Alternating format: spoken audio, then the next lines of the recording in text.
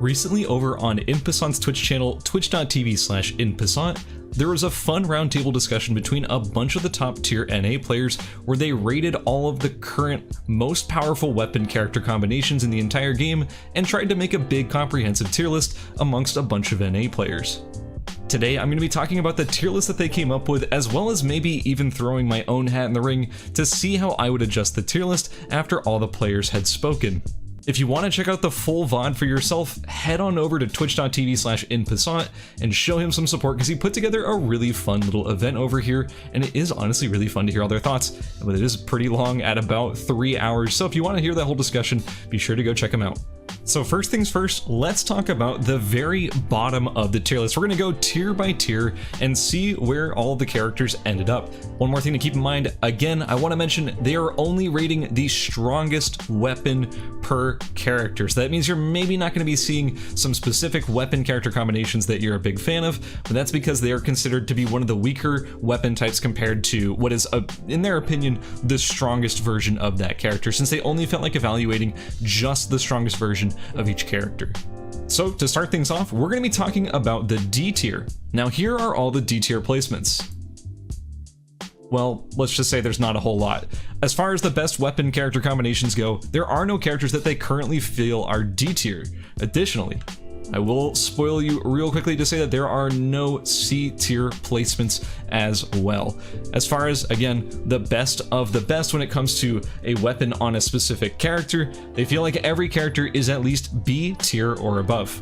So with no further time wasted, let's go straight on to the actual B tier inclusions, the first characters to appear on this tier list, and that will be, coming up here in the bottom, Luke, Kathy, Bo Hedgen, Rapier Kiara, both versions of Hyunwoo, Throw Adriana, Hammer Magnus, and Bernice, Sniper Bernice. Now, once again, I have to reiterate, when it comes to these B tier inclusions, this does not mean that they are actually the worst versions of these characters in the game. It just means that as far as every character weighed on their best weapon, these are the characters who come up just a little bit short.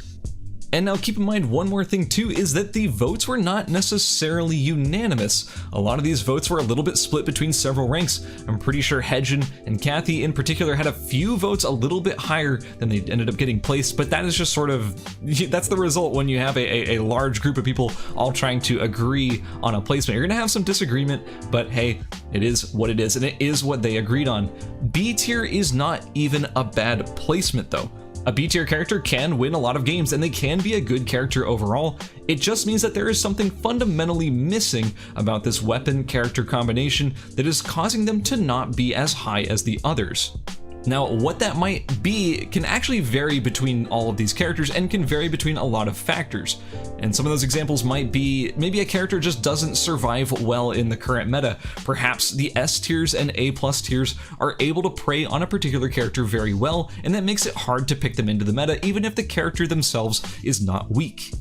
Now, another factor that might keep a character fairly low in the tier list could be more specific, like in the case of Hedgen. Hedgen is a burst-oriented mage who wants to reduce her enemy's HP from 100 to 0 in one quick combo. The problem with that is that if an opponent has a lot of max HP, so if HP stacking is very viable in the current meta, it's a lot harder to be a burst mage and to burst a character down if you have a bigger health pool to eat through.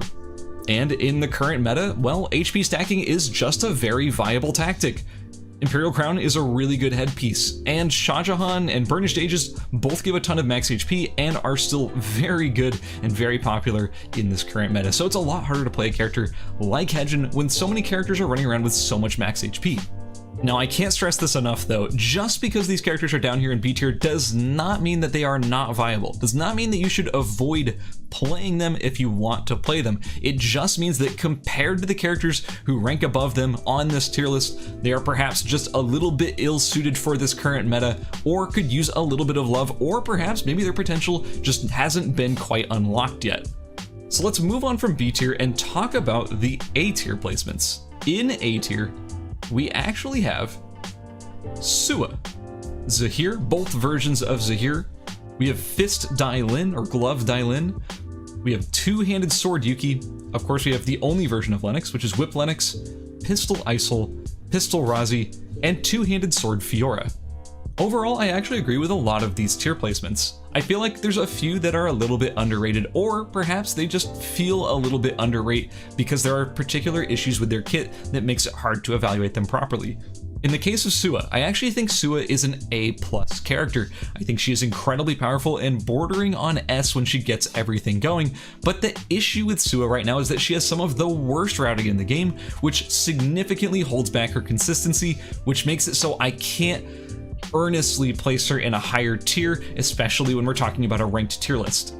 Now, as for Zahir in A tier, I think Zahir is actually quite good. In fact, I would almost even want to put him a little bit higher in the A+ tier range. I think this character is insane in the right hands, and NA just kind of has a lack of good Zahir players at the moment. Not even just the fact that Zahir players in NA aren't good, but there just aren't that many of them. Very few people play this character in NA, and I do think he is quite good. He has insane mobility, chasing, power, CC. He has a lot to his kit and is just sort of underplayed in general. Dylan and Yuki come in also at A tier, and I think this is fairly fair. Dylan used to be S tier before her massive number of nerfs that came within the last few patches, which took her down quite a bit, down to A tier. Yuki has actually been nerfed a little bit with the Dragon Dobok change, but I think he's still quite good. In fact, to the point where I would be not too sad about putting him in an A+ tier. I think this character has crazy good mobility and pretty high burst damage, which is a little bit slept on in the region as well. And then, unfortunately, we come to Lennox. Lennox has somehow made it over here into the A tier, and I'll be honest with you guys, either she is very weak in the A tier compared to everyone else here, or maybe everyone else here is a little bit underrated. Lennox, in my opinion, does not belong here with the rest of these characters.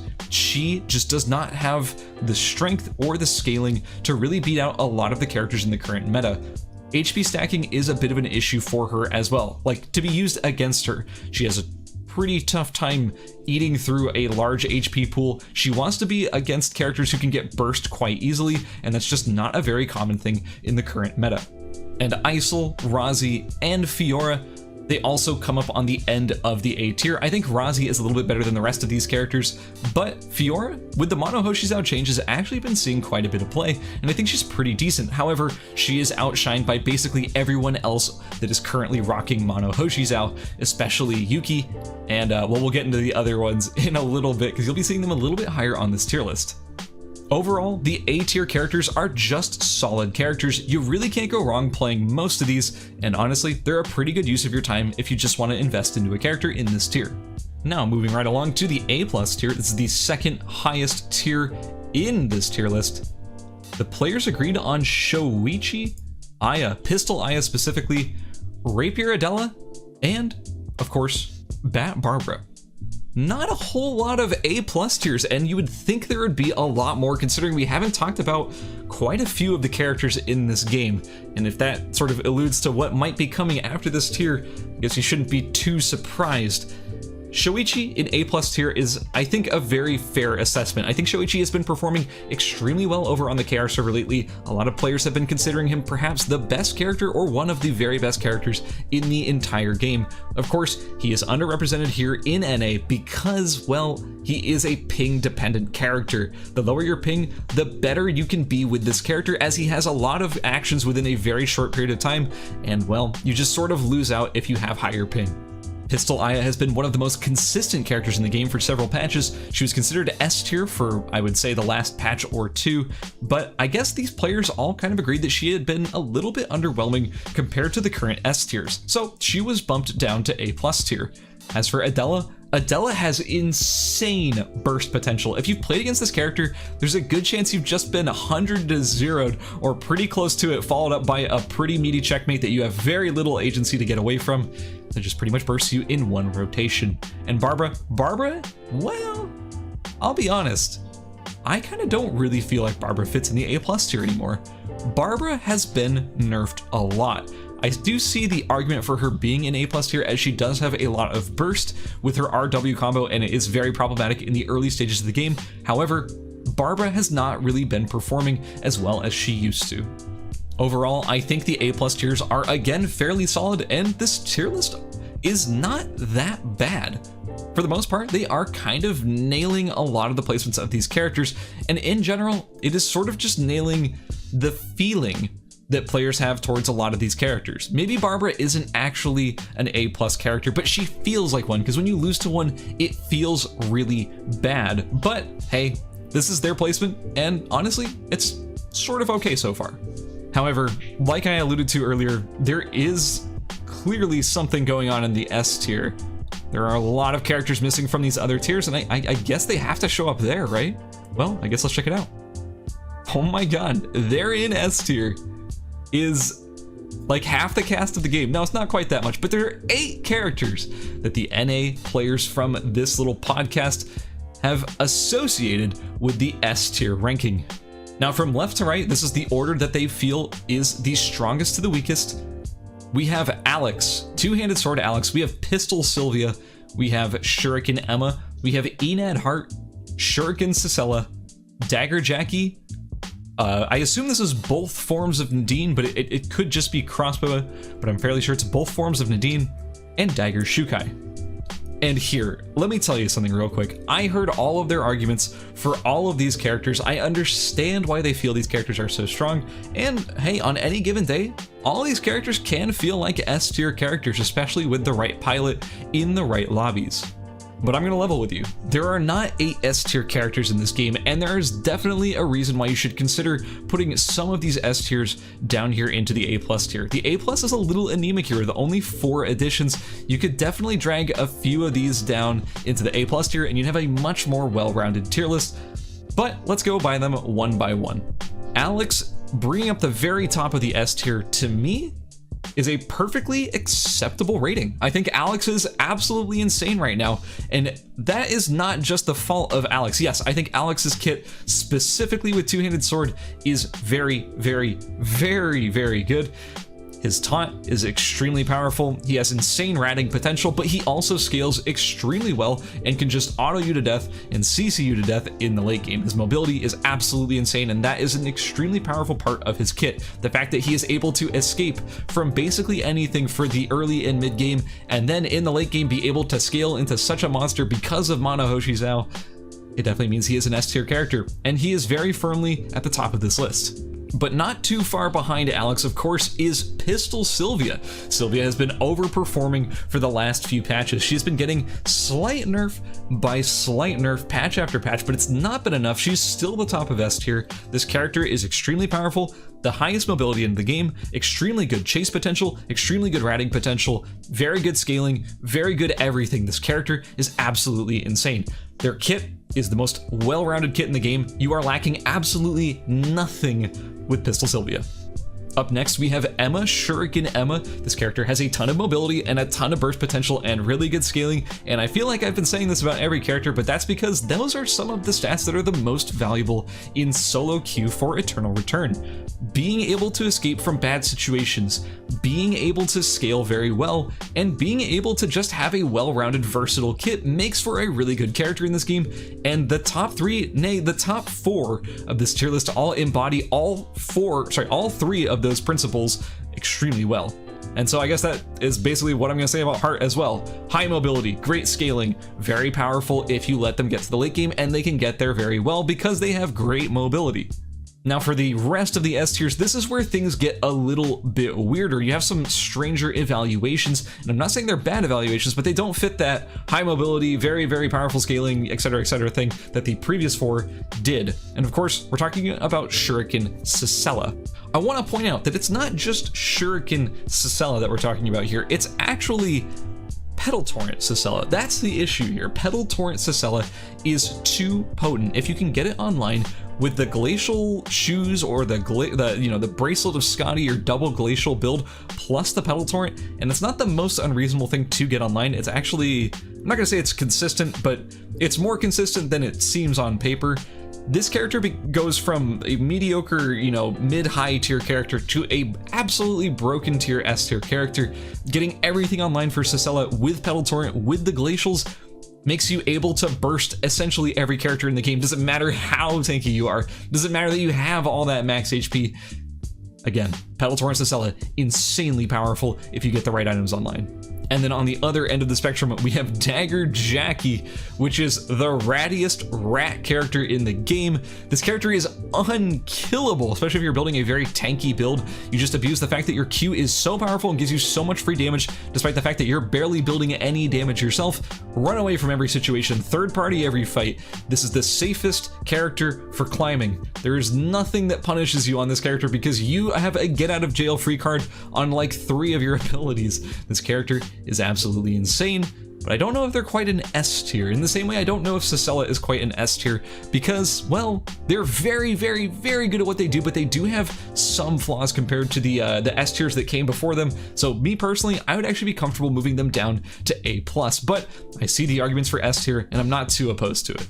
Now for our final two, we have the Infinite Scalers. This is Nadine, who scales infinitely off of Animal Farm, and Shukai, who scales infinitely off of food crafting. Now, the difference between them is actually, in my opinion, the Shukai scaling is significantly more powerful than the Nadine scaling. Shukai gets infinite defensive and offensive stats for crafting food, and remember, by having all that really good Shukai food, you're healing for a lot too, so his scaling is bar none the best in the game. However, Shukai himself does not have the most insane kit for killing people. After you have your ultimate on cooldown, and I'll be honest, the cooldown is not very long, you don't have a whole lot going for you. Sure, your W is really strong, sure your E is really strong, sure your Q is really strong, but it's not insane compared to the other characters. You don't have that insanely consistent auto attack that you get from Emma, or sorry, not Emma, that you get from Hart, that you get from Alex in the late game, that you get from Nadine even in the late game. But again, you have that really good burst potential, and that's why Shukai is really high up here on this tier list. His scaling is absolutely insane if you are able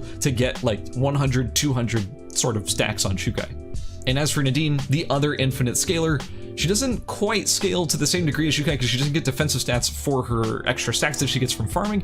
However, she is a very powerful character in general. She has a good mobility skill that lets her get away from a lot of sticky situations. She has really good zone control with her W. The scroll traps are very, very good at creating safe spaces for Nadine to fall back to. And again, her Q, one of the most powerful skills in the game. Really, really good scaling with that extra range, also that extra damage from all the hunt stacks. And let's not forget about her ultimate. Her ultimate's insane too. Nadine is a pretty solid S tier, but there are very good arguments for bumping her down to A+ tier in certain situations. But I'll be honest with you guys, I'm comfortable keeping Shukai up here in the S tier. And there it is. That is the entire tier list as rated by a group of NA players sampled by Passant. Honestly, it was a pretty good sampling of players. It had most of the higher ranked players in the server. It wasn't quite everybody, but it had a lot of the higher ranked players. We had some Titans, Immortals, a lot of Diamonds, and some Platinums in there. It was a pretty good smattering of skill levels. I overall am okay with this tier list. I think if you look at this and you want to evaluate the game's ranking sort of power levels based on this, you would pretty much have a pretty good snapshot of the meta. Although I would say that the S tier is a little too crowded at the moment, and I would probably bump down Sisela, Jackie, and Nadine down to A+ tier, but for the most part, I think this tier list is pretty solid. What it goes to show, and what I think is actually really cool about this tier list, is that as long as you're using the best weapon per character, so playing the character optimally, every character is viable. Every character in the entire game is viable at the moment. Even Bernice, down there at the bottom right. Even Bernice with the TAC 50 scaling buff is actually relatively okay at the moment. There's no character who is completely unviable whatsoever in ranked solos, and you can climb on literally anybody in the game as long as you're, at least trying to use a meta build, trying to use the best weapon available to that character. Wait a second, before this video ends, there's one more thing I want to talk about. Over the next month, I will be flying out to South Korea to participate in the Eternal Return Worlds Invitational. I am the captain of one of the teams coming from NA, and I gotta say, I am extremely excited. I will be updating my YouTube page with vlogs, videos, behind the scenes stuff of our journey to South Korea. We're gonna be there for a little bit, so I'm gonna try and get a lot of footage shot. You're gonna see me hanging out with Hoko, Averse, Gobu, Piemaster, Alteris. The whole gang's gonna be there, so be sure to watch that. Be sure to be checking back here, and well, I'll see you guys in Korea. So anyways, guys, that's going to be it for me. I hope you enjoyed this tier list. Again, big shout out to twitch.tv/inpassant. Give him some love for putting together that big NA roundtable. I had a lot of fun watching it, commenting. You'll probably see me in the VOD typing like crazy because I had a lot of fun watching it. So shout out to him, give him some love, go check out his channel, all that. But guys, that's going to be it for me. I'm curious, do you agree with this tier list? Would you have made some changes of your own similar to mine, or would you have made completely different changes and maybe put Bernice in D tier or something? I don't know. I want to know what you guys think, so leave some comments below. Let me know what you think. I obviously read all of them and really enjoy, hearing your guys' thoughts too, because of course everyone has their own opinion. But that's going to be it for me. Have a wonderful evening, and I'll catch you guys in the next video.